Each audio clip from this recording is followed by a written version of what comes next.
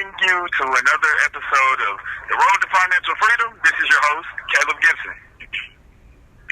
Methods tend to repeat themselves, so if you've tuned into the previous episodes, I'm pretty sure you're expecting what I'm about to give you, which is a genuine thank you for spending your time listening to this broadcast.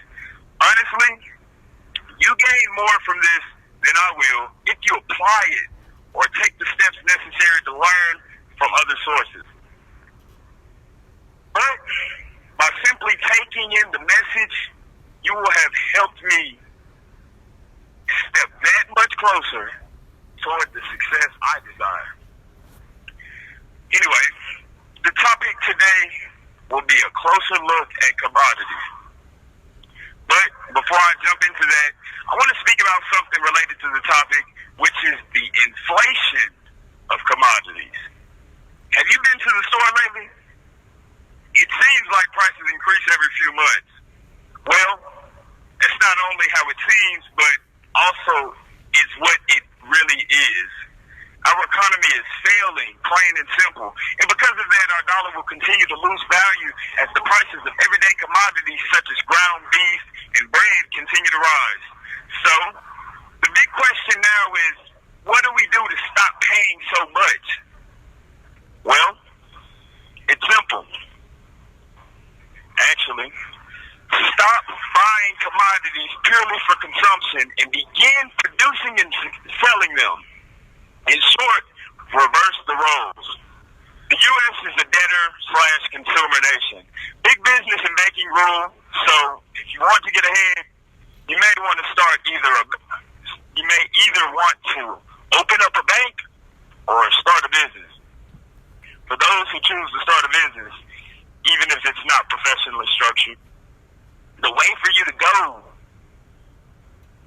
is in order to kill the effect of inflation on the things that you truly want, is to center your business around the commodities that you want.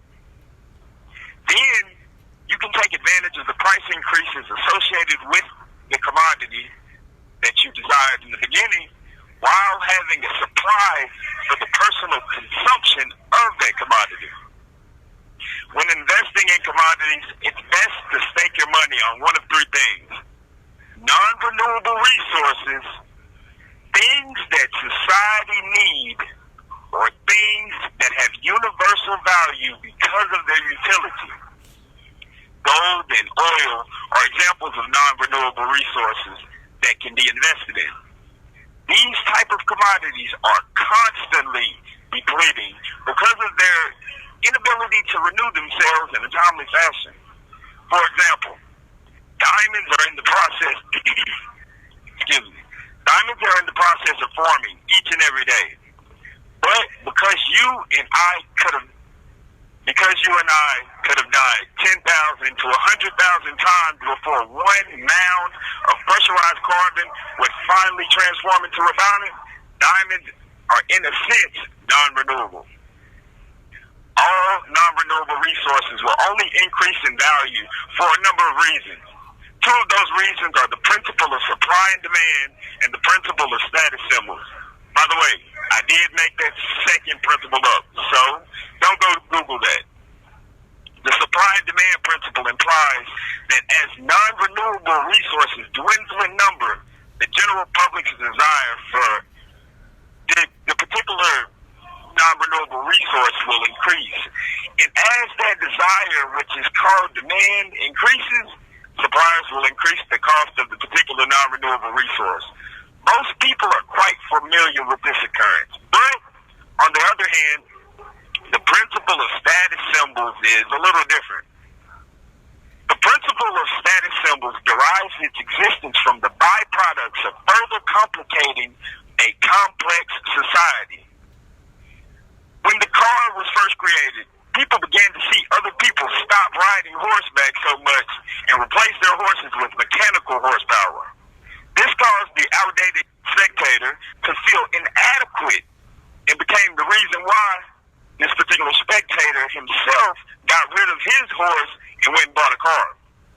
The spectator in this situation realized that society has progressed progress and felt that he should progress with it so no one could be superior to him in mobility. Ultimately, this is keeping up with the Joneses. In today's society, this is exemplified by the consensus of humanity in their pursuit of acquiring elegant possessions for the purpose of giving off a sense of luxurious living. In the last month alone, just think about how many people you've seen in person or on a media-related platform with some sort of expensive jewelry on. Now, think about how many of those cases involved jewelry that had no real utility. All of those cases are examples of people enslaved by the principle of status symbols, because their underlying reason for having those useless things is our subconscious yearning for social acceptance. I'm pretty sure even you have been a victim of this phenomenon, because surely I have. One example in my life alone was when I had a $2,000 Breitling watch. I don't think it even had numbers on the face, but I wouldn't know, because when somebody asked me what time it was, I pulled out my cell phone because I forgot I even had the watch on. Definitely one of the largest wastes of money I've ever partook in. Anyway, because of the two principles I've just described, non-renewable resources will only increase in value, whether they're worth the value they've been given or not. So, you can't go wrong with investing in these sort of commodities, because their value will only increase and the money you make will do likewise. Another type of commodity that is profitable are the things that society needs to maintain its degree of lifestyle.